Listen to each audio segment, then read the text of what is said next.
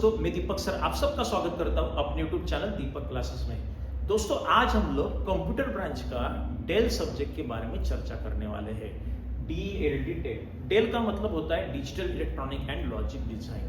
तो दोस्तों, computer branch का सिलेबस अभी जब डिजाइन किया गया 2024 पैटर्न में, तब कौन से टॉपिक उन्होंने रखे हैं, कौन से यूनिट इजी है, कौन से डिफिकल्ट है, उसको थोड़ा डिटेल में चर्चा करेंगे। तो सबसे पहले अगर देखा जाए तो यूनिट नंबर 1 जो है आपका, वो है Boolean algebra and simplification technique. दोस्तों, ये आपको नाम थोड़ा सुना सुना सा लग रहा होगा, Boolean algebra and simplification technique, क्योंकि ये यूनिट जो है वो आपने ऑलरेडी बेसिक इलेक्ट्रॉनिक्स इंजीनियरिंग में पढ़ के रखा है। इसके अंदर क्या पढ़ना है, बूलियन अलजेब्रा के रूल्स पहले पढ़ने हैं। रूल्स मतलब लॉज, जैसे कि a प्लस ए बार क्या होता है, a इंटू ए बार क्या होता है, डबल कॉम्प्लीमेंट ऑफ a क्या होता है, वो अलग अलग लॉज आपको इसमें पढ़ने को मिलने वाले हैं। उसके बाद जो टॉपिक है वो है De Morgan's rule. De Morgan's rule मतलब डी मॉर्गन्स थ्योरम। दोस्तों, दो थ्योरम होता है, first theorem and second theorem. एक में होता है complement of sum is the product of complement, और एक में होता है complement of product is the sum of complement. ये दोनों थ्योरम आपको डिटेल में एक्सप्लेन करने के लिए बोला जाएगा। दोस्तों, ये क्वेश्चन, इस टॉपिक का क्वेश्चन गारंटेड पेपर में होता ही है। इसके बाद अगर सिलेबस में अगर आपने देखा तो आपको वंस कॉम्प्लीमेंट और टूस कॉम्प्लीमेंट दिखाई देगा। दोस्तों, वंस कॉम्प्लीमेंट क्या होता है, किसी भी बाइनरी नंबर में 0 को 1 से रिप्लेस करना और 1 को 0 में रिप्लेस करना, ये होता है वंस कॉम्प्लीमेंट। और टूस कॉम्प्लीमेंट क्या होता है, दोस्तों वंस कॉम्प्लीमेंट के आंसर में अगर 1 ऐड कर दिया तो आपको टूस कॉम्प्लीमेंट मिलता है। तो इसका बेसिक कंसेप्ट क्लियर करके आपको subtraction using one's complement and subtraction using two's complement ये चीज पढ़नी है। तो दोस्तों, ये वाला पार्ट भी आपने लगभग बेसिक इलेक्ट्रॉनिक्स इस सब्जेक्ट में पढ़ा हुआ है। उसके बाद आपने अगर देखा तो एसओपी और पीओएस कंसेप्ट आपको पढ़ने हैं। दोस्तों, एसओपी का मतलब होता है सम ऑफ प्रोडक्ट और पीओएस का मतलब होता है प्रोडक्ट ऑफ सम।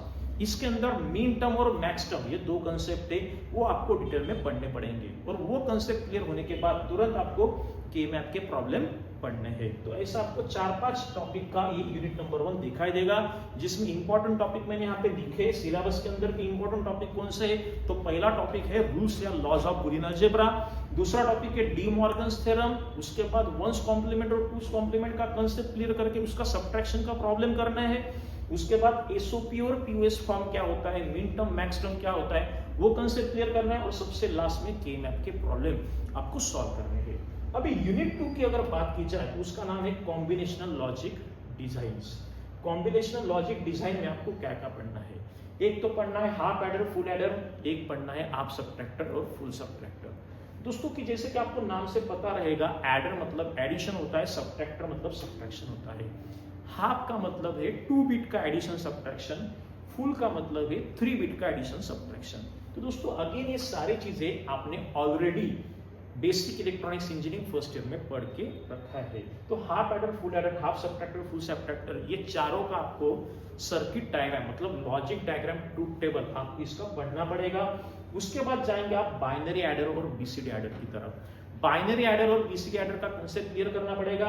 उसके बाद अलग अलग कोड आपको इसमें पढ़ने हैं, एक है बीसीडी कोड, एक है एक्सेस 3 कोड, एक है बाइनरी कोड और ग्रे कोड। तो दोस्तों, चारों कोड को टेबल में टेबुलर फॉर्म में कैसे लिखा जाता है, एक कोड को दूसरे कोड में कैसे कन्वर्ट किया जाता है, how to convert BCD into excess 3, how to convert binary into gray code, ये आपको इस यूनिट में पढ़ना है।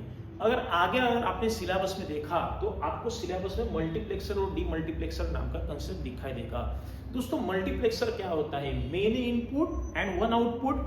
डीमल्टीप्लेक्सर क्या होता है, 1 इनपुट एंड मेनी आउटपुट। ये कंसेप्ट आपको डिटेल में पढ़ना है। अलग अलग सर्किट का डिजाइनिंग आपको करने के लिए बोलेंगे, जैसे कि डिजाइन 16:1 मक्स यूजिंग 4:1 मक्स, डिजाइन 8:1 मक्स यूजिंग 4:1 मक्स। वैसे सिमिलरली डीमल्टीप्लेक्सर का डिजाइनिंग का प्रॉब्लम आपको पेपर में पूछे जाने वाले हैं। उसके बाद आपको कंसेप्ट पढ़ना है, वो है कंपैरेटर। दोस्तों, कोई भी 2 बिट कंपेयर कैसे किया जाता है, जैसे कि हमने एक सर्किट को, कंपैरेटर सर्किट को, एक बिट ए अप्लाई किया, एक बिट बी अप्लाई किया, तो ए ग्रेटर देन बी है या ए लेस देन बी है या ए इक्वल टू बी है, इसको बोलते हैं कंपैरेटर सर्किट का फंक्शन। एक तो ए बड़ा होगा, नहीं तो ए छोटा होगा, नहीं तो ए और बी दोनों इक्वल रहेंगे।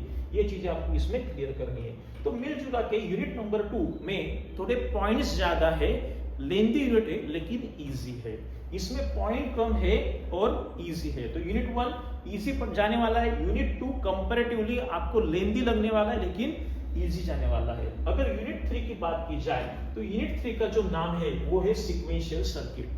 दोस्तों सीक्वेंशियल सर्किट में 3 इंपॉर्टेंट कंसेप्ट आपको क्लियर करने पड़ते हैं। एक होता है फ्लिप फ्लॉप, एक होता है शिफ्ट रजिस्टर, एक होता है काउंटर। तीनों कंसेप्ट का मिला के सीक्वेंशियल सर्किट नाम का यूनिट उन्होंने बना दिया है।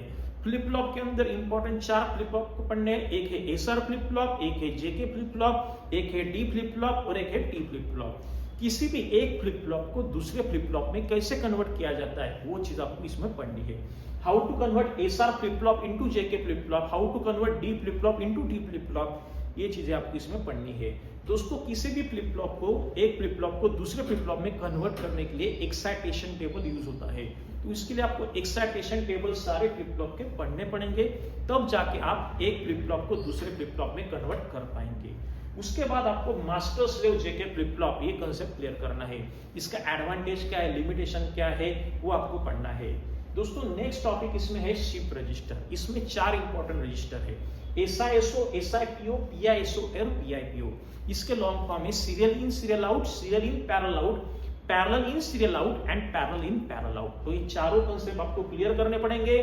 उसके बाद आपको पढ़ना है काउंटर। काउंटर में 3 इंपॉर्टेंट काउंटर पढ़ने हैं, रिंग काउंटर, उसके बाद बीसीडी काउंटर और उसके बाद जॉनसन काउंटर। ये तीनों काउंटर के कंसेप्ट आपको पेपर में पूछ जाते हैं। तो दोस्तों पूरे सिलेबस में सबसे डिफिकल्ट वाला यूनिट जो है, हार्ड यूनिट नंबर 3 जाने वाला है। इसमें कंसेप्ट थोड़ा ज्यादा है और डिफिकल्ट है।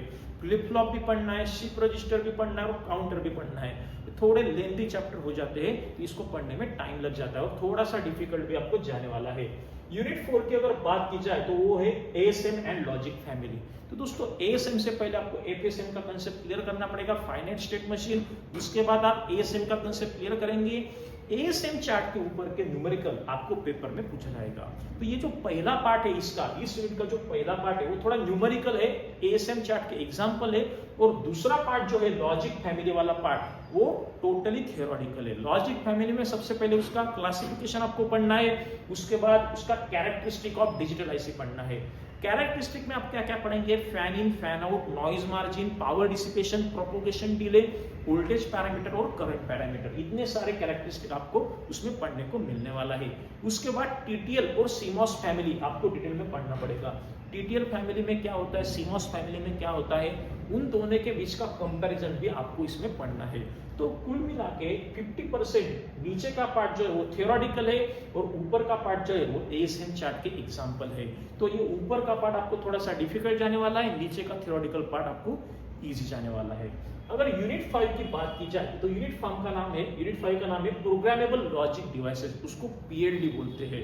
दोस्तों 2 प्रकार के प्रोग्रामेबल लॉजिक डिवाइसेस होते हैं, 2 पीएलडी होते हैं, एक होता है पीएएल और एक होता है पीएलए। तो उसका लॉन्ग फॉर्म है प्रोग्रामेबल लॉजिक एरे, एक का लॉन्ग फॉर्म है प्रोग्रामेबल एरे लॉजिक। तो दोस्तों दोनों को आपको डिटेल में पढ़ना है, दोनों का कंस्ट्रक्शन और वर्किंग आपको डिटेल में स्टडी करना है और उसके बाद आपको उसके कॉम्बिनेशनल सर्किट के प्रॉब्लम देखने को मिलेंगे, मतलब designing of combinational circuit using PLD, PLA और पीएल मिला के कॉम्बिनेशनल सर्किट कैसे डिजाइन किया जाता है, वो चीज आपको यूनिट नंबर 5 में पढ़नी है। तो यूनिट नंबर 5 कंपैरेटिवली आपको थोड़ा थियोरेटिकल यूनिट लगेगा, इसमें थ्योरी वाला पार्ट ज्यादा है, तो ये आपको थोड़ा इजी जाने वाला है। तो यूनिट नंबर 1 और यूनिट नंबर 5 आपके सिलेबस का यूनिट 1 और यूनिट 5 टोटल इजी लगेगा आपको। यूनिट 2 इजी है लेकिन लेंथी है, और सबसे डिफिकल्ट वाला पार्ट जो है वो यूनिट 3 और यूनिट 4 है। मतलब यूनिट 3 और यूनिट 4 में आपको दिक्कतें आने वाली है, लेकिन यूनिट 1 और यूनिट 5 तो टोटल इजी जाएगा आपको।